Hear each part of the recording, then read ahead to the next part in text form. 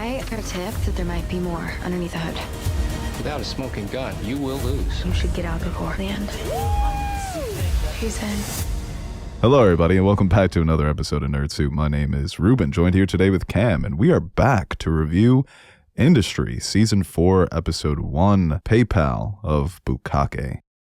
That was a funny line, and excited to talk about this show because it's something that we have not yet talked about on this channel. Really enjoyed the first 3 seasons, especially Season 3. That's the season I've been telling everybody about. Like, stick with the first 2 because Season 3 is a masterpiece. And I know you love that Season 2, Cam. Yeah, Season 3 was one of my favorite seasons of television I've watched, honestly. The characters in this show are just so good, like Rob, Harper, Yasmin, Henry Muck in Season 3. So I'm really excited to see where Season 4 goes because this show's got me hooked. Yeah, same here. And before we get into today's episode, I want to let you guys know that you can listen to this wherever you get your podcasts, and go ahead and follow us on social medias. And if you want more Nerd Soup, go ahead and check out our Patreon page where we release podcasts and reviews, and pretty popping over there. But yeah, Industry Season 4, Episode 1. Yeah, coming off of Season 3, I mean, so many of these characters found themselves in completely different positions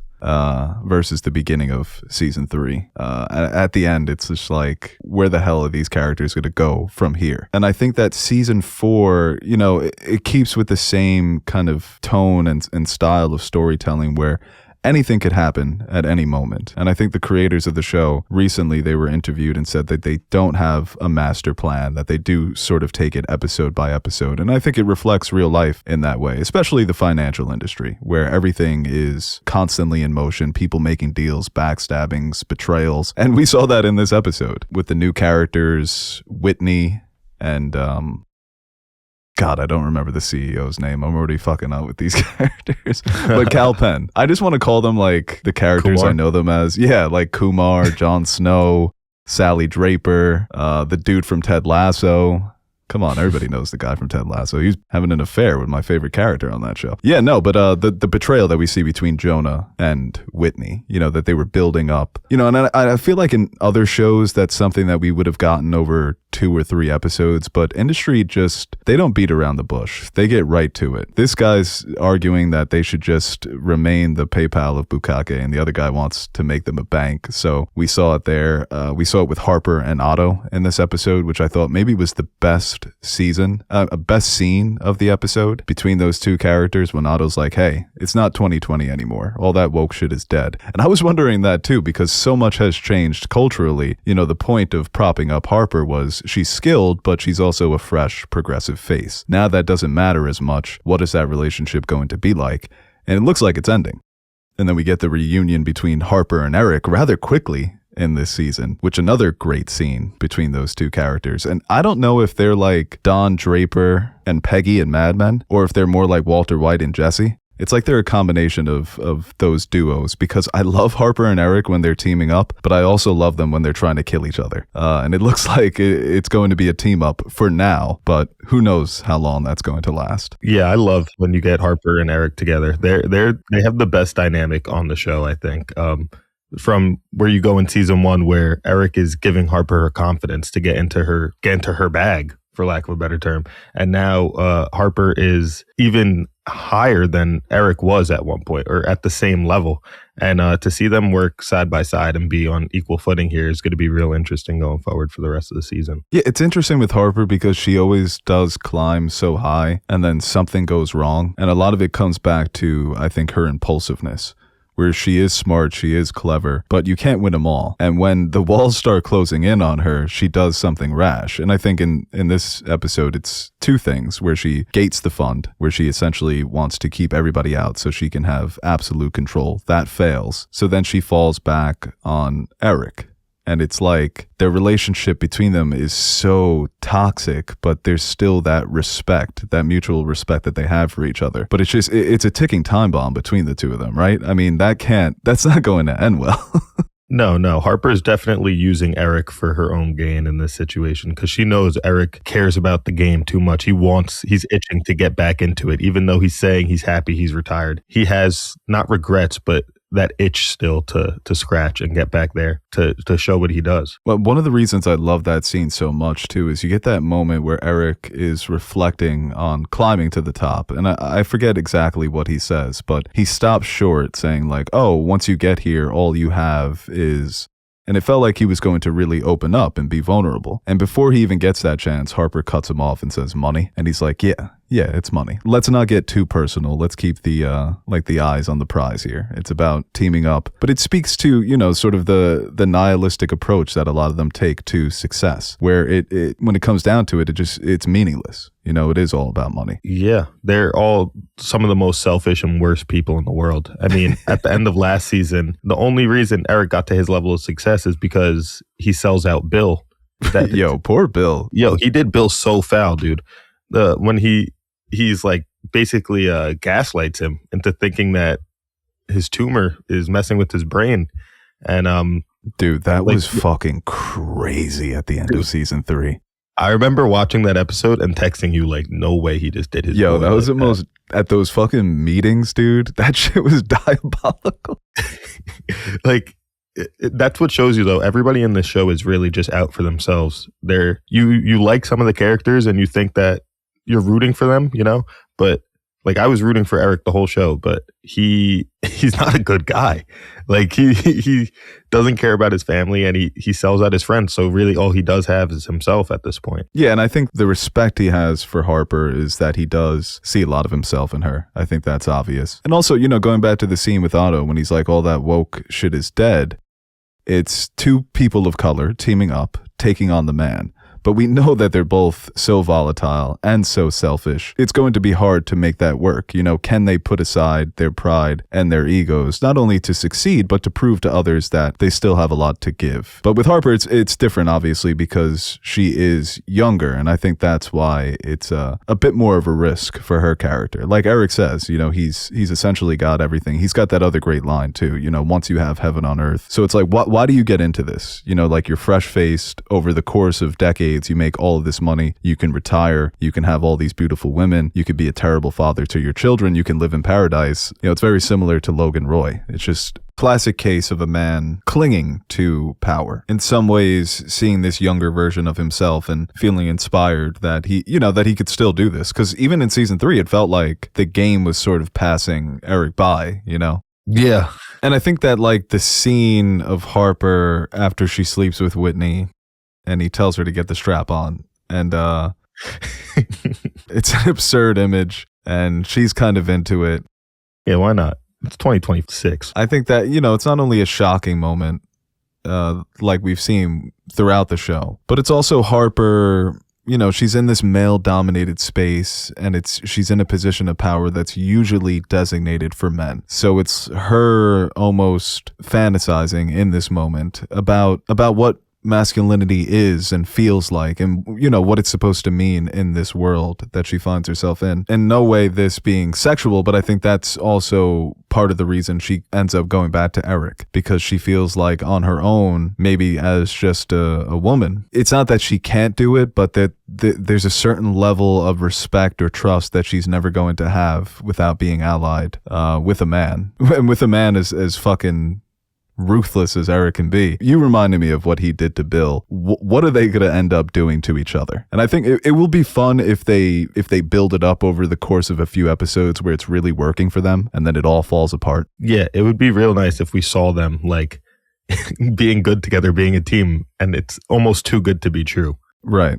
Because I think everybody wants them. It's like in season 1, you know, you really enjoy those moments where he's helping her out. For a long time, it was smooth sailing between the two of them until they have that first blow up. You know, he says some things that are totally crosses the line. So even last season, dude, some of the shit he said to her and vice versa. So what did you think about some of the new characters? We have Sweet Pea coming back, who I think is a fan favorite. Yeah. I like Sweet Pea. It seems like she got her shit leaked online. So she's going to have a interesting arc this season. I bet. They didn't bring back What was the other dude's name? The guy who was Rishi's like other assistant. Oh, right. Yeah. I don't remember that guy. What do they call it? The call man? No, the execution man, something like that. But he's not there. So I'm wondering if we're going to end up seeing him at some point. I think that Whitney was really good in the first episode.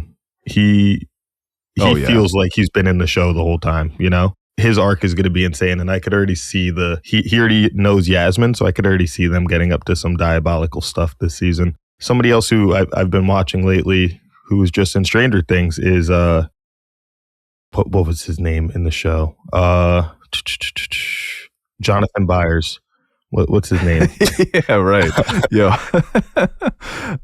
his name in the show was Diker, James Diker. Yeah, Jim Diker. He fit in perfectly, I feel like. Yeah. Like he always gives me a creepy vibe, with all due respect, and like a stalkerish vibe. He played that perfectly in the opening scene.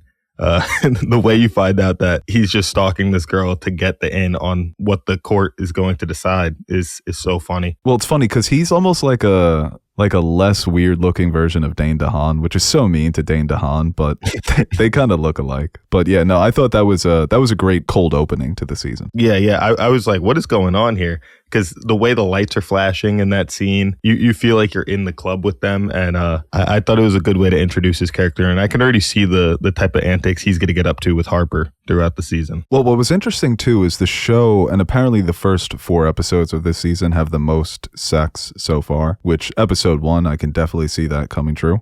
Usually sex is a throwaway. It's done spur of the moment. It's totally hedonistic. It's done for pleasure. You know, there's not really a means to an end, except with poor Rob when he was having an affair with that older lady. But we see Diker using sex to get closer to Sally Draper.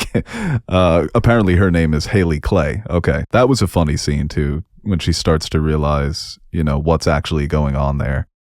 She pulls out the knife on him. Pulls out the knife, says that her big black boyfriend is coming home, and he's like, what the hell is that supposed to mean?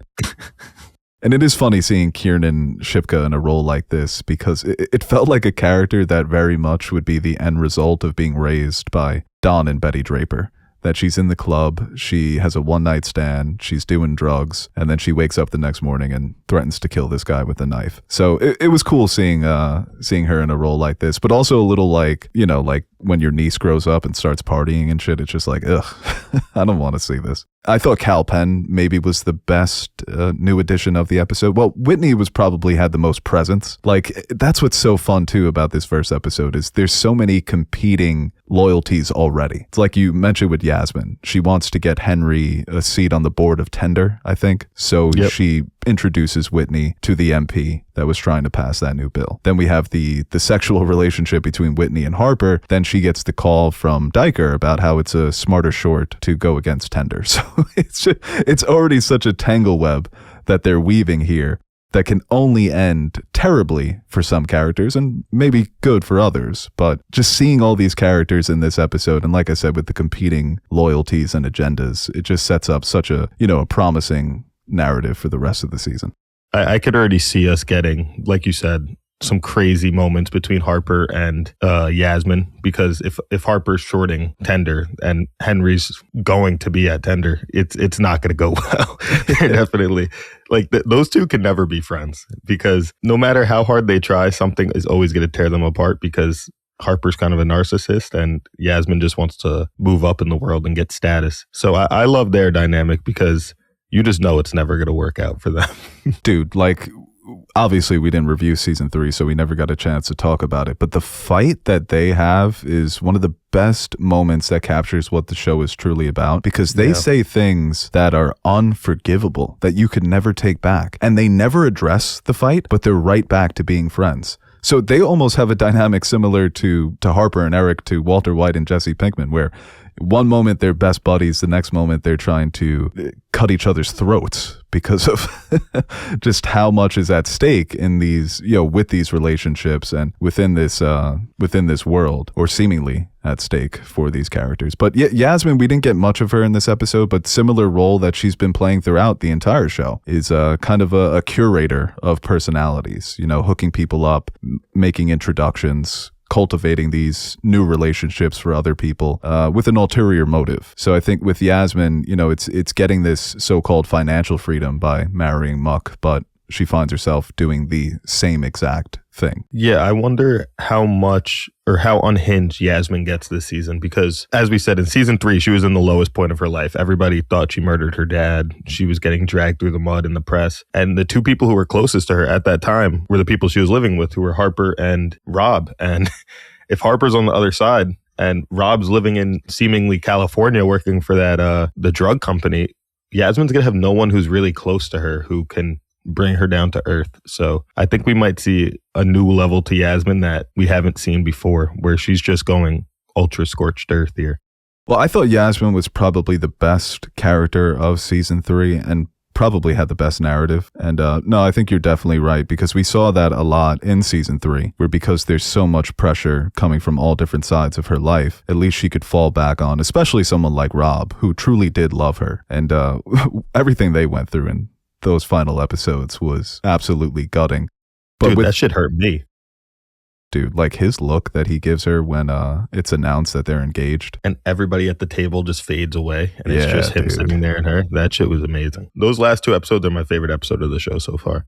And then they share the I love you. And it's one of the first times that sex didn't gross me out in this show, where it was so satisfying. It was just like a finally moment. But that's a great point by you, especially with the absence of Rob in this season, is who does Yasmin fall back on? Because Harper, I think Harper's, people like to call her a sociopath. She's evil. I think she's just very, very complicated. She clearly does care about people in her life, like her brother, or, when she sticks up for that one guy in season 1. Like, there are moments where Harper shows she does have a heart, but she will backstab you if it benefits her, and that includes everybody in her life. Yasmin, we've seen it time and time again. She's betrayed Yasmin's trust. So yeah, no, I think that this could be a similar season for Yasmin, to where it just, by the end of it, she's totally broken by this the situation she finds herself in. Especially because Muck was a character who was so delusional in season 3 that he became comic relief for me every time he was on screen. Like, the shit that he would say, it was like he was never present in any of these moments. It was such a great portrayal of the absent-minded dipshit who falls upwards because of all the privilege that he has in his life. So I'm excited to see what they do with that character in this season, if he's even more unhinged than he was in season 3. Yeah, it seems like he may be like a shell of himself. The way he was just sitting there at the end of the episode playing the piano in his house, and the way Yasmin was talking about him, it seems like they have big plans for him going forward this season. Yeah, and I think it's similar to Eric, to where you make the sale after your company is revealed, before the bottom falls out, and you make your hundreds of millions of dollars. And now what? You're in a big house with your pregnant wife that you probably don't even love, and you have no purpose. You have no influence. You have no power. So now you're leaning on your wife to get you back into the game. So yeah, I think it's going to be very similar to Eric. The difference is that Muck is not quite as clever as these other characters. So I could see him going to these extremes to try and remain influential or powerful, and it all just blowing up in his face. And I think Kit has been so great as his character, so I'm definitely excited to see amazing. More of him. Yeah, he's so good. He was definitely one of my favorite parts of season 3. His dynamic with Rob and with Yasmin, because Rob being his like handler for last season was hilarious to me. Yeah, that was such a great dynamic. The power goes out during the he's like, what the fuck is going on here? But yeah, that was, I'm excited to see what happens with Henry. Somebody else who I'm excited to see what happens with them is Rishi. Last we saw him, his wife's brains got blown out in his house. So this episode, it looks like he's trying to work with Harper again, even though Harper did him dirty at the end of last season Harper by not bringing him onto the team. So dirty, bro. Harper could have saved his wife. Yeah, bro. Dude, when he walks into that meeting and they have Sweet Pea there, and he's like, no way, you're going to bring this whore in over me? And he's like, you need a kill guy, you need an execution guy, whatever. And then he brings in the other dude. I was like, no way. They did him so foul. Bro, but, when he called Sweet Pea a whore, and Harper was like, well, I like a woman who knows her worth and can monetize it. That shit was so good. And it's funny now, too, how they bring her in last season, and now this season, that's like a very prominent storyline is OnlyFans and stuff like that. They really keep up with the modern day, always. Oh, yeah, and the way that it shifted, because it does feel like when OnlyFans first came out, it was a female empowerment type of thing. Now it's way more divisive. It's more controversial. I think that it's reflecting the way that the culture has changed. and some of these sensitivities have changed. But Rishi being in that point in his life where he's basically Harper's mole, where he's doing all this shady insider trading. For Harper's not even trying to hide it anymore that she's doing insider trading, which is fucking hilarious, But the fact that he's down so low that now he has to get in the mud for Harper is tragic for that character.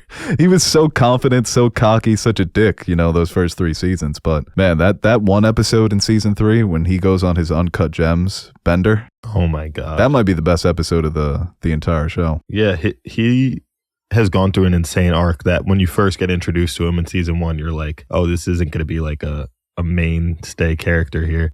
He becomes one of the most important characters. I think they're definitely lining him up to have a huge redemption arc this season, if anything. And maybe he snakes out Harper. Maybe he does something to her that gets him back in the game, Because we've seen he's definitely just out for himself. So why would he have any loyalties to Harper at the end of the day? Oh, 100%, dude. This is why I think it's you're playing with fire if you're Harper. With Rishi, you have no other choice. You're kind of just biding your time, waiting for the perfect opportunity to take her down or to do something that makes it so that you get a new job, or maybe you can work with her officially or something like that. Whatever leverage you can use over her. But with Harper, especially with the insider trading, it feels like she is going to implode eventually. But that's what's so fun about the show, because you never know who's going to be on whose side from not even episode by episode, but fucking scene by scene. So seeing Rishi like that was, it was tough to watch my boy look so down in the dumps. Yeah, I mean, he was out here pickpocketing people in bars. I don't know. Did you watch the next or this season on Industry thing at the end? No, I didn't. No. Can I drop some? Yeah. Oh, yeah. Okay, so in that, it looked like Rishi might be going back to that girl from the bar at some point. It looked like they were together in another scene. So interesting. I wonder really what he's really going to be deep in the trenches on this one. Well, he needs to be careful that he's not being played, dude. It's one of those where I'm fooling them, but maybe they're fooling me by playing dumb to it. That's just a dangerous fucking plot line. I mean, I think his whole point though is what else does he have to lose? Yeah, definitely. I wonder if that guy's coming back. The guy who always wanted the money, he was scary. Oh, I think he's got it. No way Richie's got the money yet, right? No way. I don't think so. So when he originally stole that guy's phone, I thought he was going to Venmo himself somebody. Dude, that's what I thought he was doing, 100%. I thought he was just stealing a phone because he was homeless or some shit. Yeah. We really don't know what he's up to, what ended up happening with that situation. And do we know how much time has passed since last season? Or are we just going to assume that it's real lifetime? I'm not sure. I guess there may be some clues going back to season 3 based on some of the current events. It looks like it's a bit in the past. It's the end of 2024 after Labour won their election in the UK and kicked out the Tories, because that's real history they're going off of, contemporary history. So yeah, I can't imagine it's been so long. Although it does feel I love the way they gave Harper that great main character introduction where she's got the fresh fit and she's walking in the office and it's everybody's turning their attention to her. She's clearly the boss. And then the entire episode is her being kicked down a peg by the different people in her life. And the outfits were just... God, that dude having a stroke in her office. Or not a stroke, but just falling through her table was insane. Oh, dude. She was if you're having a stroke, can you at least get out of my office? That was crazy. And dude just crashes through the table. Yeah, so I'm not sure how much time has passed, but I think that's what's fun about Rishi's character, because he was very ancillary in those first 2 seasons. By season 3, he becomes really a main character, and I think they're continuing with that in season 4. So it was nice that they gave him more development, that we learned more about him in season 3, and then it ends horribly. So I'm excited to see how his past comes into play this season. And I wonder, do you think we see more of what's his name? Jamie? Some? Jay. Jonah. Yeah. J. Jonah Jameson. Yep. Yeah, J. Jonah Jameson. Look at that. I definitely think that that they're not done with that character. Wow, his name really is J. Jonah.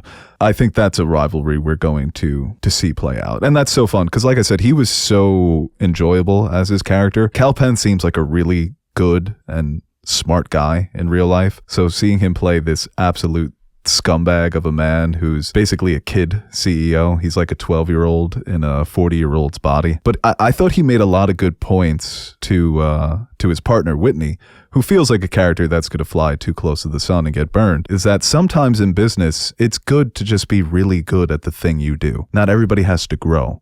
Facebook doesn't have to become the metaverse. You know, sometimes you just do the job, you make a pile of money, and you call it quits. It seems like he's very comfortable in doing that, where, you know, characters like Eric, Muck, and Harper are not. They're in it for the love of the game, the thrill. He's not. But now he has no choice but to play that game because of the way he's been fucked over. What did you think about that scene? I thought it was well shot and written. Oh, the betrayal was insane, dude. That the way he's coming up. Well, first off, the night before he says, "Oh, don't come into work hungover tomorrow." So he knew at that point, I think, obviously, that they were having that meeting the next day, and they had the whole. Yeah, dude, when he said he liked black on black porn, and he's like, "Don't use black like that." Yeah, they're like chilling. They're at the dinner. He looks back at him before he leaves one time. Whitney looks back at him at the table like, he goes, "You know I love you." Kiss of death. You felt at that moment that something might be coming. So when he walks in and they're in the elevator and he's acting all quiet and he sits down, I was like, oh, no way he snaked him out like this. Like that's the worst possible way to do it. And he won't even look him in the eye. I thought that scene was very good. Yeah, it was probably my favorite of the episode, honestly. Yeah, I love the way that the music came in before Whitney delivers the final blow. But yeah, when we get the side profile and he's like, "Look at me, motherfucker." And he finally turns, and it really did feel like killing your brother, where you're doing this because you think it's the right thing for the company, but you've just betrayed your friend of how many years. And it was so dramatic. That's what's so fun about the show, is that it was similar with Succession, where they treat this like life or death, even though the characters are still breathing. But for a lot of them, it is. And I think for a character like Jonah, it wasn't life or death, but now it is. And that's what's fun about his character moving forward this season. Yeah, what I would like to does he see have him play? get locked in here, like to just switch up how he is, maybe not be an alcoholic anymore. And they said how he doesn't take anything seriously. Maybe he does start taking stuff seriously just to spite Whitney here. Yeah, no, there could be a fun, you know, it feels like in this episode, Whitney's the competent one, the responsible one, but maybe Jonah truly was the genius who just didn't care anymore. So it's just like, let me prove that I was the one who built this and you can't do it without me. Like the reason we can't take that next step forward is because I didn't want to. It's too risky and you sure as hell can't do it on your own. So also Otto, I feel like Otto, they're setting him up to be an antagonist of this season. And just the discrepancy there between the classes of someone who's becoming a lord, someone who's aristocratic, and then Harper. The way that he tries to dress her down in that moment was just incredibly evil. I love that too, where it's like, "Oh, come run this company, you'll get to do whatever you want." And within 6 months, he's already like, "Nope, don't do that." Yeah, I'm calling the shots over here, bud. So that's fun. I think he's a great character. I thought he was a great presence in season 3 as being Harper's shining knight, almost like an angel coming to save her, and now he's turned into the devil. Yeah, I'm excited to see what their relationship looks like going forward, because it seems like Harper's just fighting too many battles at this point. She's fighting from like 3 different angles, and that could become too much and just kill Harper. Not kill her in a literal sense, but just ruin her reputation and everything she stands for here. Oh yeah, dude. And the fact that she's in this episode fucking 2 different guys. That's classic Harper. It really is, dude. She's fucking bad. She's like now Yasmin. She's like in the Yasmin arc right now. Yeah, she is. Yeah, she's feeling herself as top dog, and this show can be very humbling. So we'll just have to wait and see. Yeah. Any predictions for the season here? Dude, like I said, the way that they write this show, it's truly unpredictable. I think in some instances you can kind of guess where it's heading, but it reflects reality in a way that is so bleak and cold, to where things change. You know, it's like in Succession, spoilers, when, you know, one of the main characters just dies and it's not built up. He wasn't sick for a long time. It just happens and the characters have to react to it. So I think this show operates very similarly, but I like some of the points you made, especially the one about Yasmin not having Rob there. And it is, you know, it's the fact that we don't have Harry Lottie in this season. I think it's been disappointing for a lot of fans. I know when I broke that news to you, I know you were disappointed because I think Yeah, Rob dude, just Rob had his was my best favorite season. character. Yeah. Yeah, he has the best arc of anybody in the show so far, I think.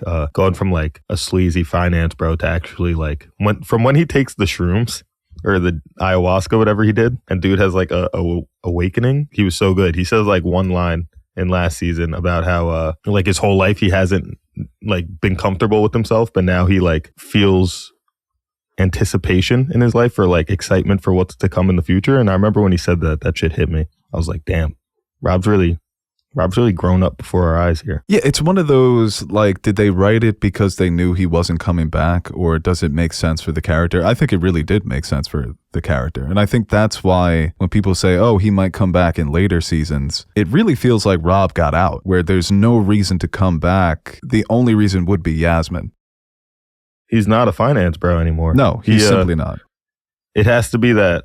The only way I see him coming back is if there hasn't been much time since the passing of last season and that Yasmin's pregnant with this kid or something like that. Totally forgot about Yasmin being pregnant. And that should be a good episode of when they finally have their wedding. Episode 6 is titled Dear Henry, which sounds like a letter Yasmin writes after she leaves him. But we're like, hey, the baby isn't yours, my bad. Rob was tearing this shit down. Dear Henry, Rob was absolutely destroying my shit, rearranging my guts in your garden. Yeah, at your crib. Behind your garden walls, he was tearing down mine. I wish Harry Laudy was in more stuff. The only other thing I've seen him in is Joker. Yeah, Joker too. Joker movie. Yeah, he was Harvey Dent. Yeah, which like, I hate that movie. So he got his face blown off. Yeah. Let's get him in Bond. I love when actors leave a show thinking like, oh, I'm going to become a movie star, and then the movie flops, and then the next season of the show becomes the biggest season of any season.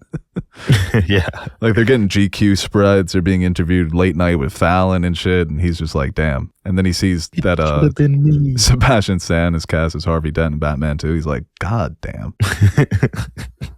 Yeah, he got hoed. Well, you don't think Rob wants to get back in the finance world? You kind of killed that accent. I'm kind of doing, yeah. I could voice Rob, the anime spinoff. All right, guys, that's going to do it for our review of Industry, Season 4, Episode 1. We're excited for the rest of the season, although they're going to be released the same day as Night of the Seven Kingdoms. So I don't know how we're going to do this. I don't know if we're... Wow, really? Yeah, because Night of the Seven Kingdoms is only 30-minute episodes, so they're coming out at 10 on Sundays. Oh, wow. Crazy double feature coming up. Yeah, no, a good double feature. So we'll see how this one does. And then based on, Game of Thrones is probably going to get top priority. But hey, Cam, thanks for joining me on this review. Always happy to talk industry. What else are you watching? What else are you enjoying these days? I just cut out. I can't even hear you. Oh, sorry. I asked you, what else are you watching these days? I'm going to be watching Free Run Season 2. Ooh! Yeah, Free Run Season 2 is coming out. Jujutsu Kaisen dropped on Thursday. Yeah, what have I been watching? Oh, I've been watching fucking One Piece because some asshole kept telling me to watch it. Now I'm obsessed with it and I can't watch anything else. So, sorry, movies, books, anything. NPR. Yeah, it's almost like One Piece is the best show on television. I mean, I'm not saying it's better than Homer's Odyssey, but at least we know it was written by one person. Yeah, you did say that, you fucking psycho. I said it'll be more influential. Who's playing him in the movie? Matt Damon. We'll get Matt Damon to play Luffy. John Barenthal to play Zoro. Nami will be Anne Hathaway.